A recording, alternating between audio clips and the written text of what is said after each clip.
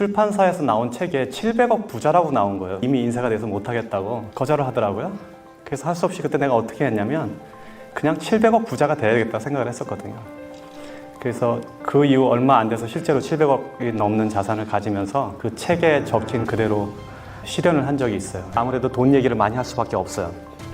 우리는 보통 돈을 많이 벌면 부자가 되는 줄 알죠.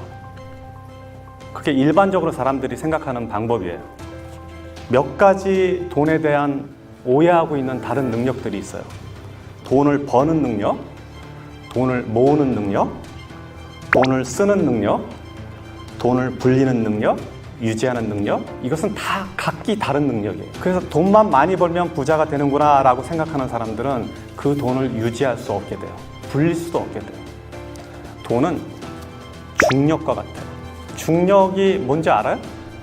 중력은 무게가 무거우면 무거울수록 주변에 다른 것을 끌어들이는 힘이에요. 그래서 돈도 똑같아요. 중력이, 즉 돈이 많으면 많을수록 다른 돈을 끌어들이고 그 돈의 무게감이 크면 클수록 다른 돈을 끌어들이는 힘을 갖고 있어요. 내가 지금 10억을 벌고 싶다. 10억을 목표를 세웠어요. 그럼 매 1억을 지금 모아간다고 가정을 해요. 열심히 일하고 혹은 사업을 해서 1억을 모았어요. 그럼 그 다음 또 1억을 모으고 1억을 모으고 이렇게 해서 계속 10억까지 갈 거 아니에요. 근데 이제 보통 사람들이 생각하는 돈의 개념은 첫 번째 1억을 모을 때 이 1억을 모으기 위해서 들어간 노력의 총합이 예를 들면 100이라고 가정을 합시다. 그럼 두 번째 1억을 모을 때 또 100이 들고 세 번째 1억을 모을 때 또 100이 들고 해서 전체 1000이 들어가야지 10억을 모은다고 이해를 해요. 통상적으로. 근데 그렇지가 않아요. 돈은 중력이 있기 때문에. 그래서 돈은 처음에 1억을 모을 때 100의 노력이 들어갔지만 두 번째 1억을 모을 때는 90이 들어갈 수 있어요. 그 다음에 세 번째 1억을 모을 때는 80이 들어가요. 같은 방식으로 계속 이어지다 보면 나머지 9번째, 10번째에서는 10의 노력도 안 들어도 돈이 느는 거예요. 이게 돈이 갖고 있는 중력의 힘이에요. 그래서 돈과 중력은 동일한 형태를 유지하고 있다. 이게 돈의 속성 중에 하나예요. 그래서 청년들 중에 보면 막 100억, 1000억 이런 소리 하잖아요. 그럼 그게 굉장히 큰 돈 같지만 실제로 1억, 2억 하는 순서로 따지면 한 7번, 8번 대곱하기 하면 거기까지 가는 거예요. 그리고 사업도 실제로 그렇게 커져요. 돈은 인격체예요. 인격체라는 거는 스스로 존재하고 생각하고 개별적 실체를 가지는 것을 인격체라고 그래요. 인격체로 돈을 이해하면 돈은 어떤 형태로 보이냐? 여러분들이 보는 시각이 완전히 바뀔 거예요. 그러면 큰 돈은 어른이고 작은 돈은 아이가 되는 거예요. 돈은 감정을 가졌어요. 돈은 생각을 해요. 그리고 또 돈은 자기가 좋아하는 데가 있고 싫어하는 데가 있어요. 그리고 돈은 헤어지는 것을 싫어하고 함께 모여있는 걸 좋아해요. 돈은 그래서 몰려다녀요. 이런 특성들을 고려하면 돈은 인격체예요. 작은 돈을 함부로 하면, 바꿔 말해서 어린아이를 함부로 하면 그 엄마가 우리 가게에 올까요? 아니면 그 엄마가 내 친구가 될까요? 안 오지. 싸우잖아. 그리고 밖에 가서 소문낼 거 아니에요. 그러니까 잔돈을, 작은 돈을 함부로 낭비하면 큰 돈을 모을 수 없는 것은 당연한 이치예요. 분들이 돈을 벌었는데 이 돈을 아무 데다 함부로 쓰잖아요. 그러면 돈을 감정을 가졌기 때문에 나를 이렇게 대하는구나 이 사람은. 그렇게 생각하고 돈은 여러분들을 떠날 거예요. 왜냐하면 돈은 자기를 하찮게 대하는 사람들을 옆에 두지 않기 때문에 그래요. 또 돈은 생각을 가졌습니다. 생각이 있기 때문에 여러분들이 무슨 행동을 하는지 면밀히 이해하고 있다가 갈까 말까를 결정하고 여러분들이 좋은 일에 돈을 쓰면 그 돈은 다시 돌아와요. 그래서 작은 돈은 아껴야 되고 큰 돈은 제대로 보내줘야 돼요. 이게 돈을 쓰는 방식 중에 하나예요. 일정하게 들어오는 돈은 불규칙한 돈보다 힘이 세다. 사업이나 자기 생활에서 이거를 이해 못하는 사람들은 절대 돈을 못 모읍니다.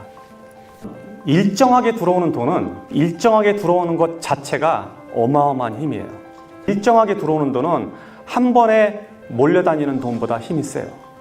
이거를 캐시플로우라고 얘기해요. 비가 일정하게 골고루 오면 곡물도 자라고 우리가 온도를 유지하거나 세상을 사는데 편리한데 만약에 한 번에 비가 몰아서 오면 어떻게 될까요? 이러면 우리 풍수로 죽게 되는 거예요.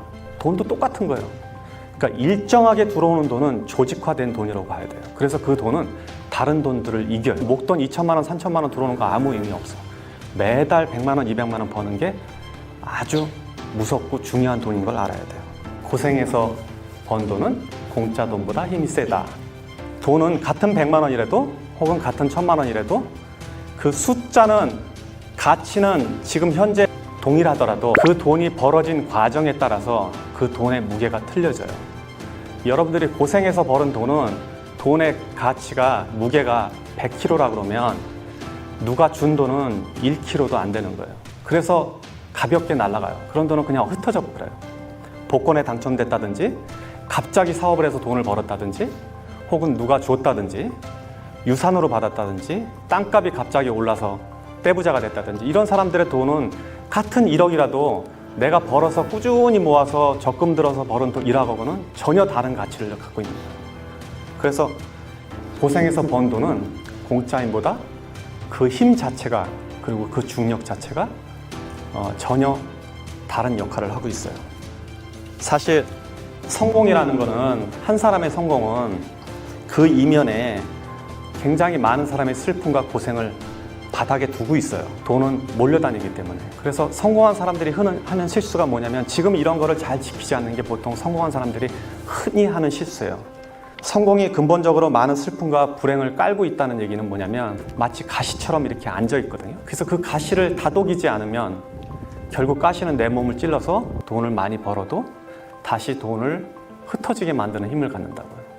이런 원리들을 이해해야지 우리가 돈을 모으고 관리하고 유지하고 더 확장해 나갈 수 있는 거예요. 이 원리를 이해하지 못하는 많은 창업가들, 사업가들 혹은 젊은 친구들이 사업에 나가서 많은 돈을 벌었을 때 불과 몇 년 만에 혹은 순식간에 다시 바닥으로 내려앉는 것은 당연한 이치예요.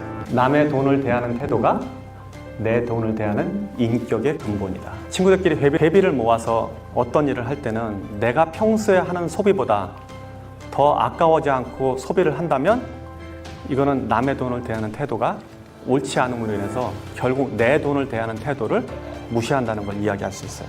친구의 저녁 자리에서 내가 돈을 낼 때는 사이다 하나 더 주문하는 거, 술 한 병 더 주문하는 게 신경이 쓰이는데 친구가 저녁 산다고 그럴 때는 고기 2판 시키고 소주 시키고 막 시키잖아요. 그렇게 만약에 대한다면 그 사람은 남의 돈을 대하는 태도가 옳지 않다는 거예요.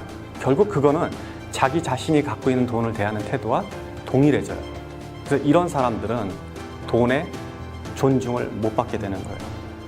이걸 조금 더 설명하면 이제 수학이론이라고 나오는데 이 사람이 부자가 되는 과정을 제가 유추해서 설명한 글이에요. 수학이라는 거는 물을 받는 돌이거든요. 물이 그 안에 흘러 들어오면 그 흘러 들어온 물을 모았다가 일부를 내보내고 계속 모을 수 있게 하는 구조인데 우리가 저런 돈의 철학을 잘 이해하지 못하면 수학 자체가 없어져요. 그러니까 그 돌 그릇 안에 그릇 자체가 작아져서 돈이 모아지지 않는 형태를 말해요. 그래서 돈에 대한 이해를 저렇게 명확하게 하면 수학이 크기 때문에 항상 돈이 들어오고 항상 큰 돈이 내 안에 남아있단 말이에요. 이 가치를 유지할 수 있는 게 바로 지금 제가 말한 몇 가지 원리예요. 돈이라는 거는 그게 모여지려면 그 모여진 것 자체가 이렇게 모여지려면 일정한 규모가 이루어져야 돼요. 내가 자본을 모아서 이 자본이 다른 자본을 끌어들이기 전까지는 모으는 게 더 현명한 일이에요. 만약에 가족을 도와준다고 해도 그 이후에 그 자본이 잉여 자본이 재산을 만들어질 때까지 기다렸다가 도와주는 게 나는 더 합리적으로 봐요. 책임감을 나중에 지세요. 모아서 나중에 도와주는 게 더 현명해요. 월급 생활자들은 예를 들면 아까 자본이 일정하게 모여서 이 자본이 다른 자본을 만들 때까지 여러분들이 언제 일을 그만둘 수 있는지 알아요? 여러분의 월급이 만약에 200만 원이라면 한 달에 200만 원 정도 돈이 나오는 어떤 구조까지 갈 때는 돈을 모아야 돼. 그럼 200만 원 정도 나오는 부동산을 사려면 부동산이 얼마일까 계산해 본 적 있어요? 한 4억짜리? 5억짜리? 오피스 콘도 혹은 건물 이런 거 사면 약 200만 원 될 거예요. 그때까지는 돈을 모아야 돼.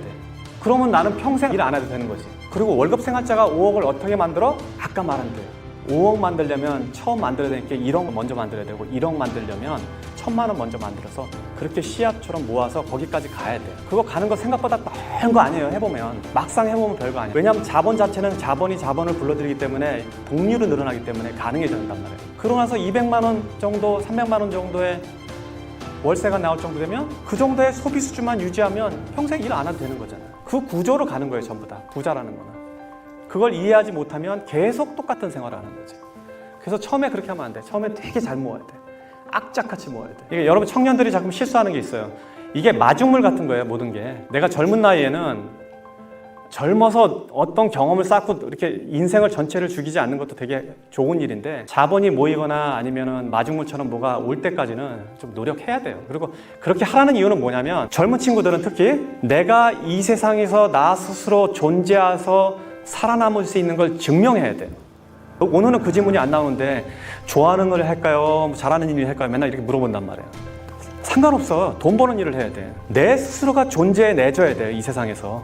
그러고 난 다음에 자기 좋아하는 거 하면 돼. 나는 내 급여도 못 만들고 내가 뭐 부모님한테 돈 용돈 받아서 쓰고 뭐 와이프가 어떻게 해. 이거는 아니야. 그러니까 존재하는 거를 증명할 때까지는 최선을 다해야 돼. 오늘 이 강의를 들은 사람들은 아까 제가 정리한 저 원리를 잘 체득하시면 그 자체가 여러분들한테 실제 자산으로 옮겨질 거예요. 원래 자산이라는 것이 일을 해서 버는 돈이 있고 구조를 통해서 버는 돈이 있고 신용 자체, 상장회사 같은 거는 신용 자체가 돈이에요. 그리고 돈을 만드는 사람도 있어요. 이런 구조 안에 다 들어와 있는데 여러분들이 이 안에서 자기가 하는 역할들을 하나씩 저 틀에 따라서 따라가다 보면 여러분들 자체도 다 부자가 돼 있을 거예요. 그래서 오늘 강의는 여러분들이 실물 경제에서 실제 부자가 될 수 있는 그 팁 같은 거예요. 그래서 여러분들이 오늘 제가 강의한 몇 가지 툴을 잘 기억해 놨다가 이거를 여러분들의 실물 자산으로 옮겨 놓으시기 바랍니다.